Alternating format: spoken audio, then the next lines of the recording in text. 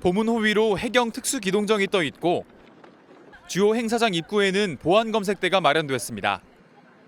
주요 시설 주변으로 가림막이 설치됐고 곳곳에 경찰이 배치되며 삼엄한 경계가 이루어지고 있습니다.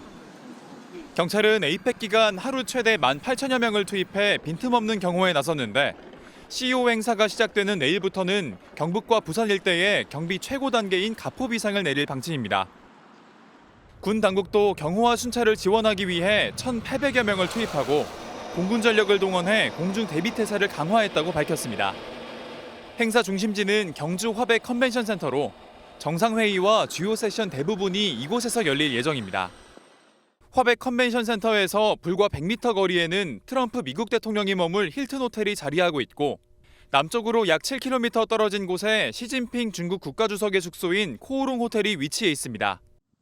또 북서쪽으로 보문호를 따라 올라가면 다카이치 일본 총리의 숙소이자 에이펙 만찬장인 라한 셀렉트를 만날 수 있습니다. 한편 미중 정상회담은 경주가 아닌 부산에서 열릴 가능성이 높은데 오는 30일 김해공항 공군기지 내 나레마루가 회담 장소로 유력한 것으로 알려졌습니다. 민간 공항청사와 분리된 군 기지 내에 있어 보안 유지에 최적화된 장소라 양국 실무진 모두 선호한 것으로 전해졌습니다. 에이펙 모드 경주 6회공 최고 수준 경계에 돌입을 했습니다. 네, 이번 주 에이펙이 열리는 경주 정말 이른바 진공 상태에 지금 들어간 상황입니다. 어떻길래 진공 상태라는 얘기가 나오는 건지 직접 영상으로 확인해 보시죠.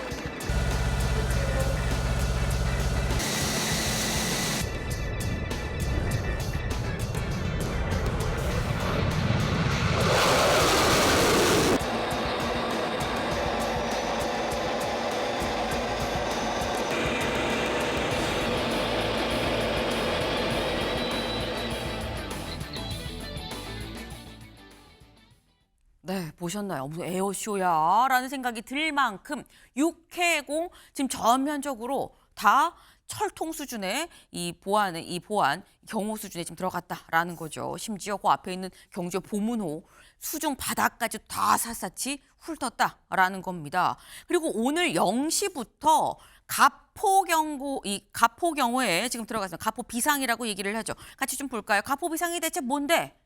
이겁니다. 갑을병, 당연히 갑이 제일 높죠. 일단 병호 비상은 가용 경찰력 30%를 동원할 수 있는데 을호는 50%, 갑호는 가용 경찰력 100%다 동원할 수 있습니다. 하루 최대 18,000명까지 투입이 가능한 전원 대기해라는 게 바로 가포 비상 상태다라는 거죠. 시청자분들께서는 아마 뭐 이렇게까지 할 필요 있는 거야 라고 생각하실 수 있습니다만 사실 이게 말 그대로 정상회의죠. 각국의 정상들이 다 모입니다. 그러다 보니까 사고 하나라도 있다고 한다면 굉장히 좀 큰일이 될 수 있는데 특히나 각국 정상들 중에서도 G2라고 하는 미국과 중국은 이 경호도 좀 예상을 좀 뛰어넘는 수준이다라는 거죠. 동아일보 기사 같이 볼까요? 트럼프, 시진핑 동선마다 움직이는 요새다. 땅, 하늘, 통신, 삼중 경비를 하고 있다라는 겁니다. 잠깐 여기 좀 지도를 같이 보겠습니다. 일단 김해 국제공항으로 옵니다. 근데 여기에서 경주로 어떻게 이동을 하느냐? 먼저 파란색이 여기 트럼프 대통령의 동선입니다. 쭉 91km 정도 떨어진 경주 화백 컨벤션 센터로 가는데 여기까지 가는데 더 비스트 들어보셨죠? 네.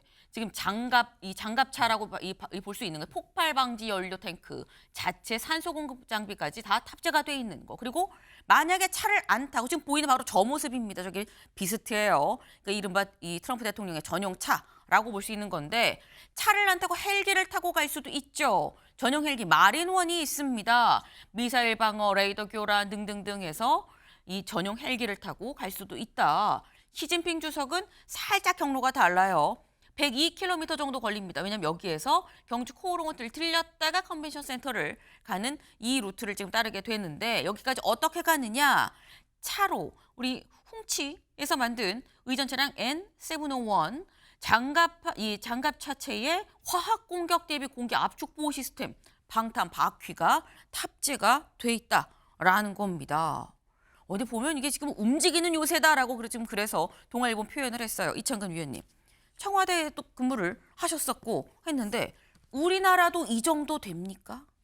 우리나라는 그렇지 않습니다. 그리고 다른 나라들도 통상 미국을 네. 제외한 나라들은 외국의 이제 초청을 받아서 방문할 때 그 나라에서 제공한 의전 차량과 그 나라의 경호를 받습니다. 물론 근접 경호는 우리나라의 경호원들이 하는 건 맞습니다만 네. 하지만 미국은 전통적으로 어느 나라를 방문할 때든 대통령 전용 차나 또 필요하다면 이렇게 헬기가 공수돼서 옵니다. 우리나라 서울에 방문할 때도 오산 공군기지에 또 착륙을 합니다. 그쵸. 우리나라 민간 공항에 착륙하지 않고. 다만 이번에 특이하게 봐야 될 점은 중국인데요. 10년 전에 시진핑 주석이 국빈 방문으로 대한민국을 방문했을 때 네. 당시에는 우리나라가 제공한 의전 차량을 이용했어요. 아하. 그때 제가 청와대 부속실에 있을 때인데 네. 하지만 이번에 10년 만에 중국의 위상이 달라졌다 이렇게 봐야 될지 중국이 자체 차량을 공수한 점이 굉장히 눈에 띄고 저것은 일종의 제가 판단할 때는 미국과의 관계에서 우리도 이 정도 국력이 되고 아하. 우리도 이 정도 된다 이것을 보여주기 위한 거 아닌가 이런 생각도 해봅니다. 네. 10년 전에 국빈 방문했을 때는 보면 우리나라가 제공한 차량을 이용했었는데 이번엔 자체 이 훔치에서 만든 이 N701을 직접 공수해 와서 전용차를 타더라.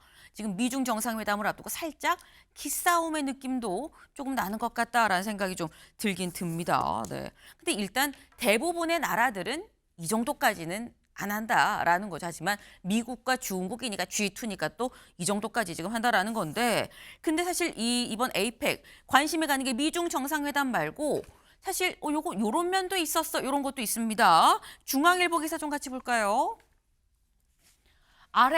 램몬스터 K-팝 가수 최초로 에이펙에서 기조연설을 합니다.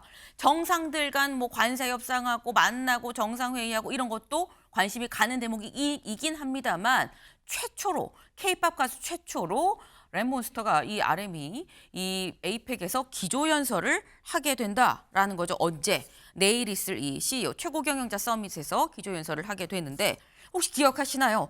UN 총회에서도 연설을 했었던 적이 있습니다. 그때 모습 잠깐 같이 보고 오시죠.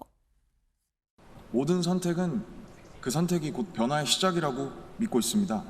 엔딩이 아니라요.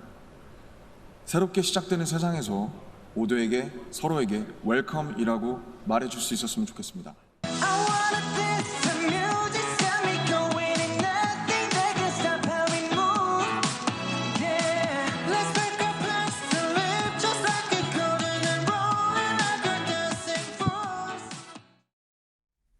네. 사실 저 때가 2018년이었었죠. 그리고 지금 시간이 상당히 좀 흘렀습니다. 지금 에이펙 기조연설을 소영주 대변인님, 정치인, 뭐 기업인이 아니라 지금 BTS 이 RM이 한다라는 거예요. 어떻게 생각하십니까? 일단 원래 에이펙이 지금 이게 미, 중, 일 이런 이 정상들의 그 장소가 돼서 지금 주목을 받는 거지만 에이펙은 아시아 태평양 경제협력 회의입니다. 근데 경제가 중심이 되겠죠. 네. 그러니까 본질에 충실할 부분이고 K컬처 자체는 우리 문화산업에서는 중심이 되는 대한민국의 그쵸. 자랑이잖아요. 저는 그런 부분에 있어서 정확하게 그래도 에이펙이 그냥 정상회담하는 장소가 아니라 에이펙이라는 행사에 충실하다.